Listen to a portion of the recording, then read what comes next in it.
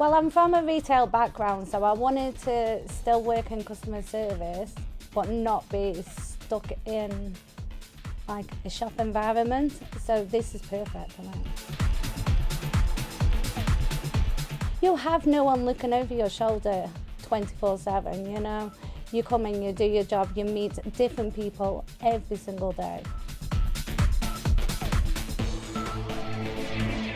I did a week's conductor training, which basically showed us how to use the machines, how to deal with certain situations or how we would deal with them.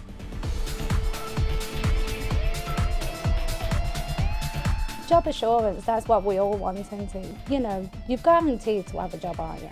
People always need transport, public transport.